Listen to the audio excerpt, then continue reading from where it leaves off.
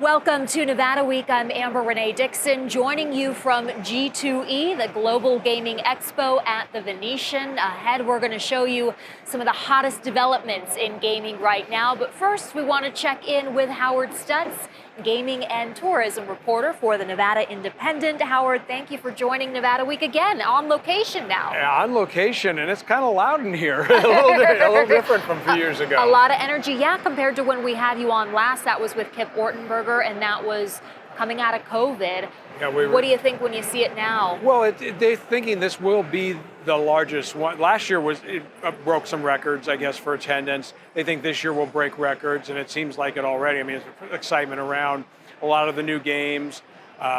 Just walked by the Light and Wonder booth, and they got a slot machine based on Squid Game. I don't know how you clean up the blood on the floor of the casino afterward, but yeah, there's some new products here. There's some changes in the industry and a lot of excitement. So we've had, look at Nevada, we've had 30 straight months of $1 billion or more in gaming revenue. And we're going to talk about how long that can last. But when you do walk around and you talk to people at the booths, what's standing out to you? I think they just want to see, it's like every G2E, you want to see what's new. What you do here, what the companies do here, the sales here, a lot of the product you're not going to see on a casino floors until next year. Right. Now, Aristocrat, for example, and I know you're going to visit Aristocrat, they have an NFL slot machine that they've teased for the last 2 years. Last year, it was hidden.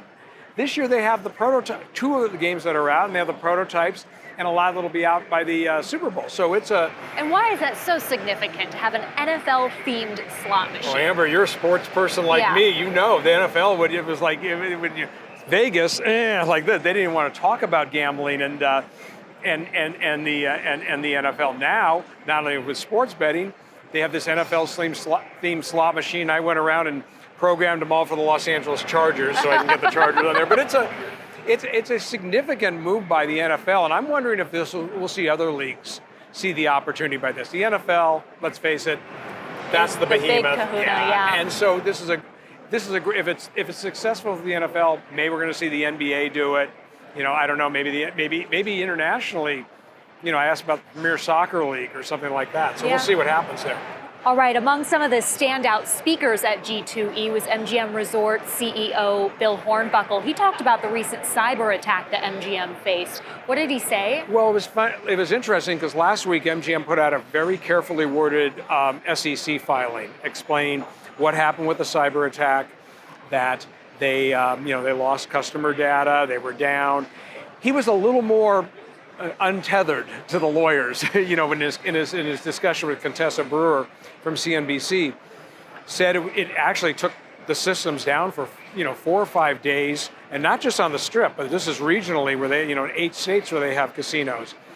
They went back to basics, like he said when he was an employee, coming up in the gaming industry, you didn't have computers or technology. You wrote out hotel reservations by hand. You did everything on type and pay. You didn't have computers, so they kind of went back to a lot of that. But it took a while to get everything back up, and now they're back operating. They said it's going to cost them about $100 million. They believe in adjusted cash flow, for the loss, but that will be covered by cybersecurity insurance they have. Of course, their cybersecurity premiums are going to shoot up through the roof. Right. But it was a wake-up call for the industry, for seeing both MGM and Caesars, 2 of the 3 largest operators on the Strip, get hit by cyber attacks in the last, during September, and They handled them differently, of course. He also talked about another topic you've been reporting on, and that is the Culinary Union, its potential strike. What is the latest that he said on those negotiations? Well, he actually said he said that the CEOs, him, and of the 3 companies, so it's like him, the CEO of Caesars, CEO of Wynn, have been talking with the Culinary Union. He believes there'll be a deal done. They'll get to a deal. The Culinary announced on Monday they're going to picket informational pickets on the Strip this week. They're going to ask customers and visitors not to cross the picket line for 2 hours on Thursday, starting at 10 and 5. Hornbuckle mentioned those informational pickets are going to happen, and then we'll just, but he believes this will be done. There will be a deal reached. They'll get the contract done. and we won't see a strike in the middle of Formula One, which is the last thing we want to see out there. Right, and the Culinary Union argues that they should be benefiting from the record gaming revenue that these companies are taking in. As you mentioned, in August, Nevada gaming revenue reached $1 billion for the 30th straight month. How long can this last, Howard? It seems it's not, you're going to see ebbs and flows. I mean, we've had record months throughout the last 30, basically the last 18 months, last year and a half, we've had record numbers. And we saw that this year. There was still a huge month in like June and July, the second largest, but it was down because the largest month occurred a year earlier. So it was actually a down month, when you look at the numbers. I think we'll see $1 billion, statewide, for the next, at least into next year, and then we'll see what happens if things start to settle back. If a recession happens, we don't know what's going to happen there. Obviously, what's going on in Israel, in the Middle East this past week, could perpetuate a recession. We don't know. So that's going to be one of the challenges we'll face here. Do you get any ideas that casino operators are preparing for a recession? In some ways, they are. They always have to be. But I think visitation is still up. We're seeing good numbers from on the Strip in terms of visitation. Last month was back to almost to normal totals that we saw before the pandemic. Formula One's going to be a ridiculously record weekend. I will make a prediction for you, Amber. As you said, last month or August numbers, the Strip hit. It was over $853 million in gaming revenue. That was a record. There's a chance the Strip alone could do $1 billion in gaming revenue in November because of the attention and the big money play that's going to be coming in because of Formula One. The airport is already expanded its private jet landing areas and parking areas for these big jets that are going to be coming in from Europe and the Middle East and Asia, because that's what Formula One brings in. There are people going to be paying the $1 million a night rate for a hotel room for a suite at the Wynn, but they're not going to be paying that. They're actually going to put about, $5-10 million into the bank, into the casino cage to play off of. That's how they get those rooms. So I think, there's the possibility. We'll see that. We'll see if I'm right. If I'm wrong, oh well, I'm wrong. But I just think it just seems that's the trend it's going toward right now. It's such a big event. We've never seen anything like it with Formula One.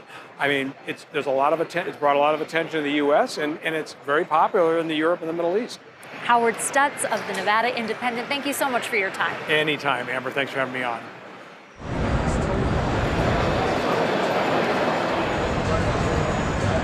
I'm with Ryan Scott of Aristocrat Gaming, and this is perhaps one of the most anticipated product launches of G2E, the NFL-themed slot machine.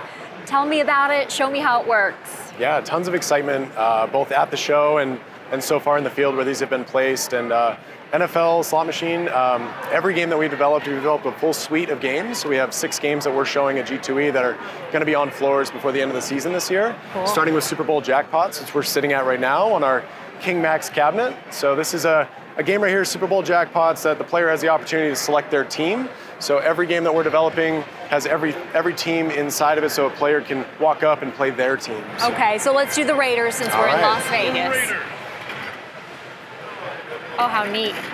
So there you go. Love now we're playing a Raiders slot Highlights machine. As well. Of course. We worked with the NFLPA as well to make sure that we had game footage in the game. So every team has over 6 minutes of game footage. So players are going to see all sorts of sights and sounds that they would experience while being at the game. That's incredible because for so many years the NFL was anti-gaming. But then the Raiders relocated here. The U.S. Supreme Court decision to legalize sports betting across the country certainly helped. How difficult was it to get the NFL on board with this? That's right. It definitely opened up a door for us to engage the NFL and bring a powerful brand like NFL to slot floors. So the NFL and the NFLPA worked very closely with us to create what you're seeing today. So it's been exciting. Very neat. I'm going to try it out myself. All right, give it a spin.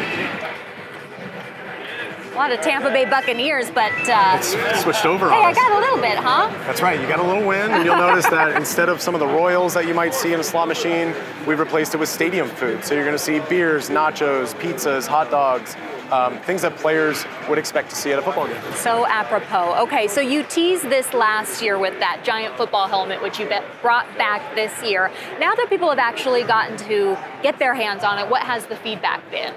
It's been phenomenal. So we've seen early installs be really a center of energy on a slot floor. So I've personally gone out and see a number of them, and you'll see crowds gathered around and cheering on players, and sometimes booing them if they miss a field goal in the field goal kicking feature, which is pretty fun to see. So it's been really exciting, and it's been received very well. Now we're going to kick some field goals for cash. Okay. And if you make the field goal, you win. Awesome. And one other thing I want to show you while we're kicking field goals here is you can actually charge your cell phone as we're playing. How do I do that? Just put it right here on the wireless charger, and there you go. Oh, how neat. High tech. One last question for you. The demographic that this is attracting, I would think it would be just the typical male football watcher. Is that the case? It's not, no. NFL is a brand that resonates with an extremely broad demographic. So we've seen everybody playing this game, and when we went live with this game at M Resort earlier this month, we actually saw the first 4 players were all females. So it appeals to a very broad demographic. It's really exciting. Oh, that's so cool. Ryan Scott with Aristocrat Gaming, thank you so much for showing us this game. Thanks.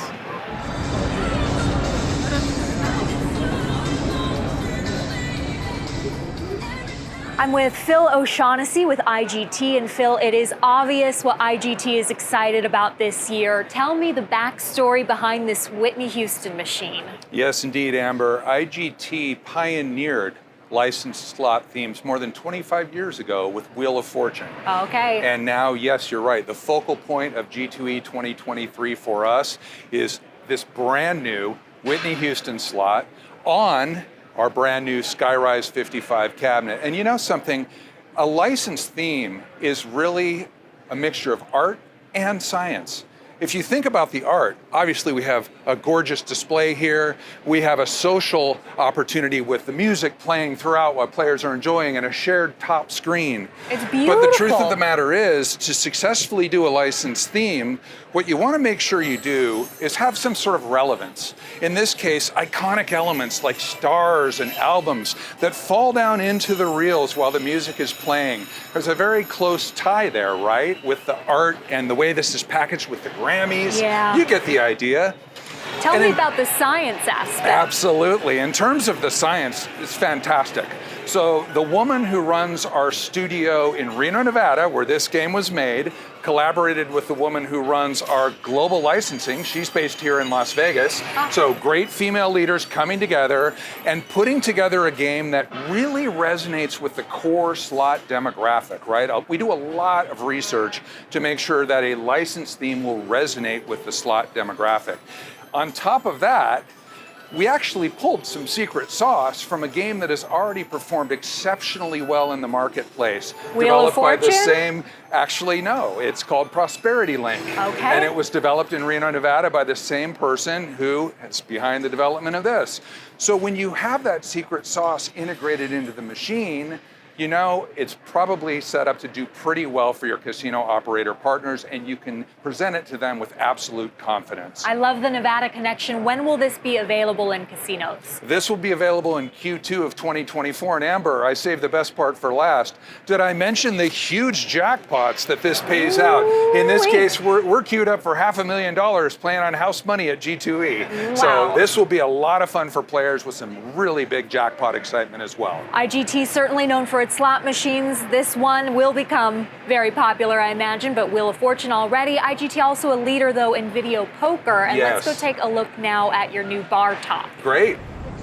So, Phil, some of our viewers may have seen this bar top already out and about in Southern Nevada, but what's new about it? That's right. The Peak Bar Top from IGT is all over Nevada, in the bars, the taverns, the casinos. In fact, IGT has enjoyed a commanding share in video poker for over 3 decades now. So think about when you go to the bar, though, Amber.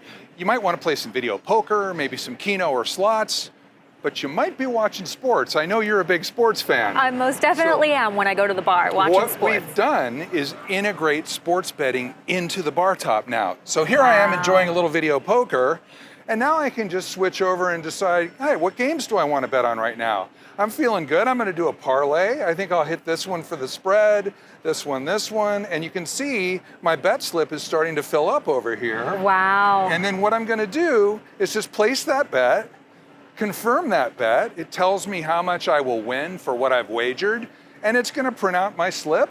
Oh, that's so cool. And you know what? I can even watch the game right here on the screen if I want to. Or just watch the game in the bar and play slots or video poker. That is neat. Everything all in one. So yes. right now it's only at a specific casino in Wisconsin. Yes, that's correct. But this will be implemented as time all progresses. over the place, very much like we've done with video poker. You can expect to see this in all the states where video poker and sports betting are legal. And this bar top in particular, what kind of research went into it? Oh, extensive research. It's a great question because I've told you before that IGT is very research-based and content-driven, right? It's one thing to make a bar top and show it to a pub owner. It's one thing to show it to a casino operator. We went so far as to show this to the bartenders themselves and said, is this an ergonomic design that's going to work for you while you're working in the bar? Is the lighting on the back good enough so you know when to comp a player a drink? This type of thing. We got wonderful feedback and actually modified this quite a bit before it went to market. Based on the bartender's advice, I'm sure they Indeed. were happy. Phil O'Shaughnessy, thank you so much for your time. Thank you, Amber.